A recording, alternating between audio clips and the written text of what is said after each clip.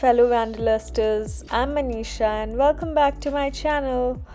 Buckle up and grab your snacks because we are diving headfirst into my epic 5-day adventure in San Francisco and Bay Area. Spoiler alert, it's gonna be awesome. Day 1 kicked off with a visit to Salesforce Tower. This place is so tall, I thought I'd need a passport just to get to the top. And the view? Absolutely jaw-dropping. Next up, Pier 39. Picture this, a delightful spot where the sea lions bark louder than your morning alarm clock.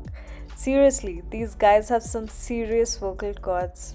They are killing it in the marine world. And while you're there, grab some clam chowder in a sourdough bowl. It's basically a warm hug for your taste buds. Or as Olaf from Frozen would say, all good things, all good things. And don't even get me started on the crepes.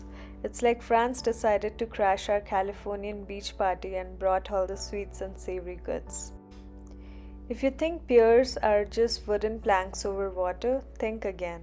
Pier 39 is like Disneyland met a seafood market and had a baby with a carnival.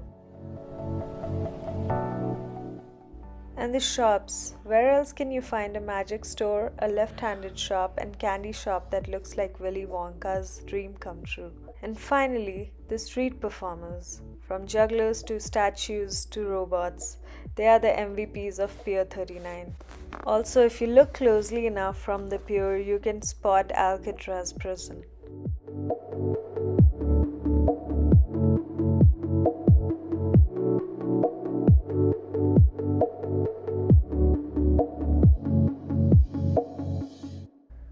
Wrapping up day 1, we hit Baker Beach. I mean, who doesn't love a beach with a view of Golden Gate Bridge, right? Plus, it's the perfect spot for that quintessential look at me, I'm at the beach Instagram shot. Day 2 starts with Golden Gate Bridge again. Fun fact, it's not actually gold. I know, shocking. But it's still pretty epic. Walk or bike across if you're feeling adventurous. Just watch out for those sneaky fog banks that like to play hide and seek.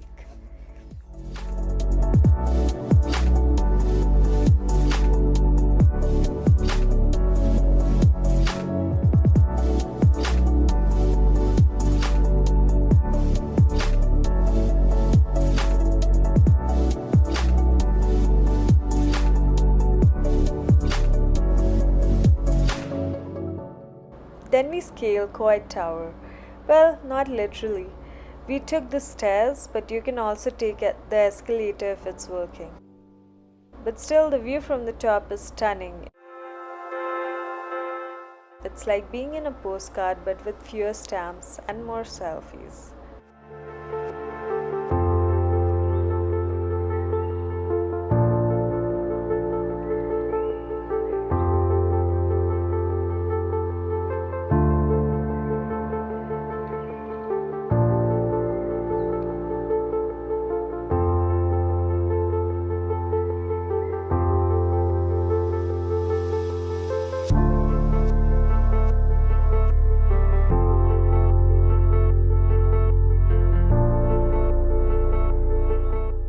Next, the painted ladies.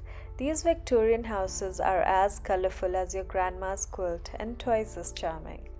If you're a Full House fan, prepare to geek out. Just try not to sing the theme song out loud. Or do, no judgment here. We wrap up the day at the Palace of Fine Arts. This place looks like it belongs in ancient Rome, but nope, it's all San Francisco. Perfect for a romantic stroll, or in my case, pretending I was in an epic historical drama. The main feature of this place is the Grand Dome. The intricate details and classical elements make it a favorite spot for photography and videography.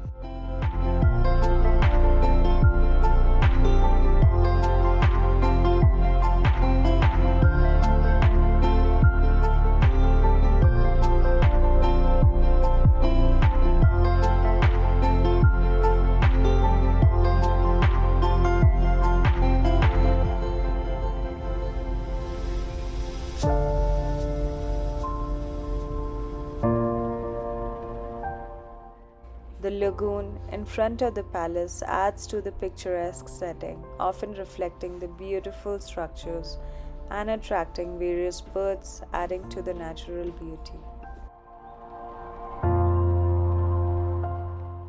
Its design and the enduring beauty make it a symbol of San Francisco's resilience and artistic heritage.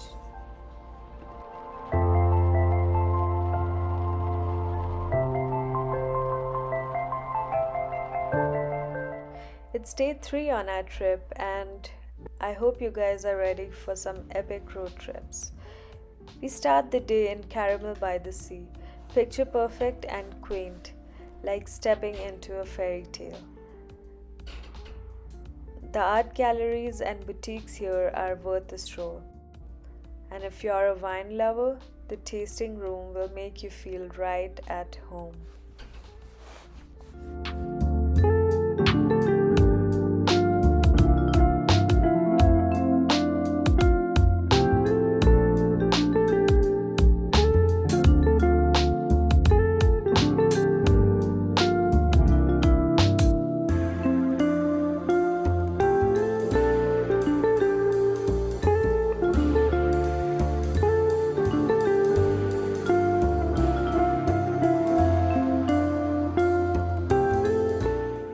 Our next stop is the Bixby Bridge.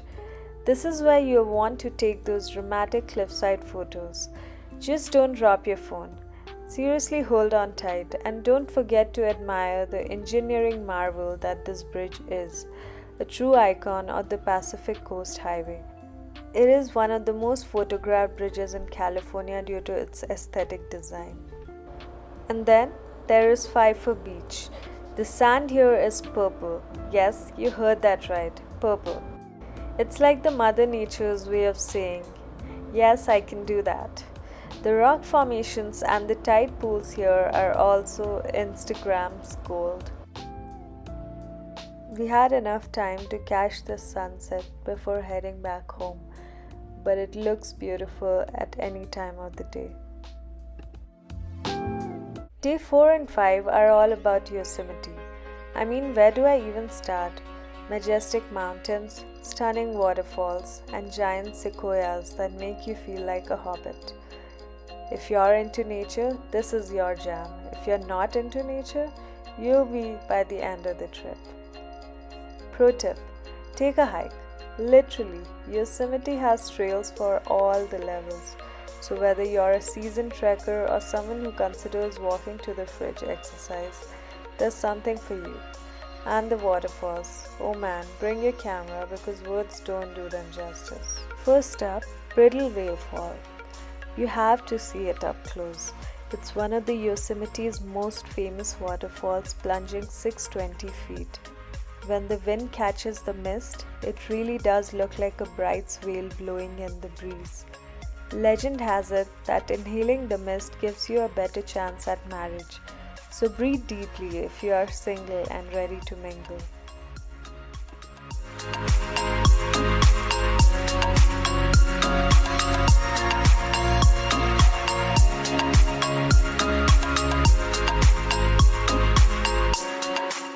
Don't forget to look up from time to time because you'll miss the popular half dome on your way to Yosemite Falls.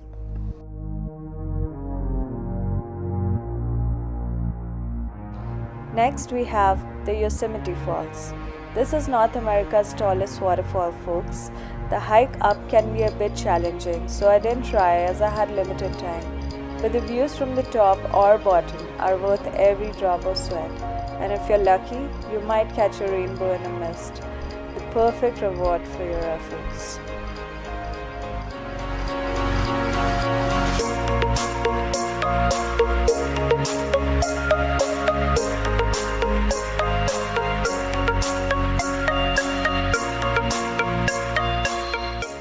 But the day wasn't all smooth sailing.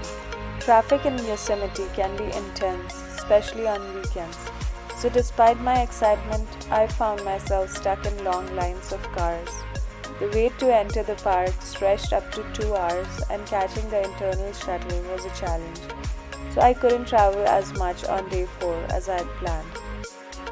but I made the most of my time by exploring the areas I could reach.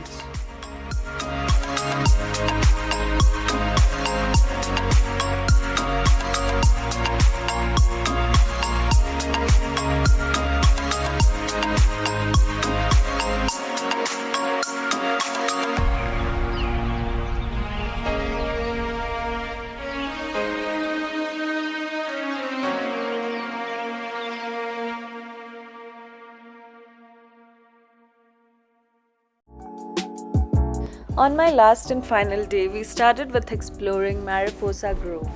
These giant sequoias are like nature's skyscraper. Standing next to these ancient giants make you feel like a tiny ant. Be sure to check out the grizzly giant. It's been around for over 1800 years. And the California Tunnel Trees Passageway. It was dug in 1895 to allow horse-drawn stagecoaches to pass through the trees, but today you can walk or bike through it.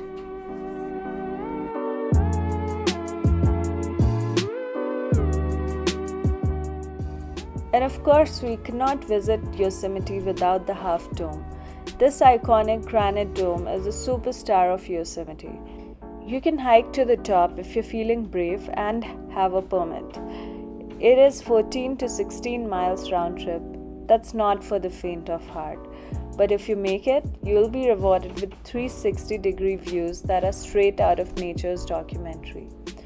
For those less inclined to intense hikes, you can admire Half Dome from Glacier Point, where it looks stunning, especially at sunrise and sunset. And to cap off the trip, we visit the Glacier Point. If you think Yosemite is beautiful during the day, just wait until you see it at the sunset. The entire valley glows in golden hues. It's the perfect spot to reflect on your adventures and dream about your next visit. And last but not the least, the tunnel view. This is the spot for that iconic Yosemite photo.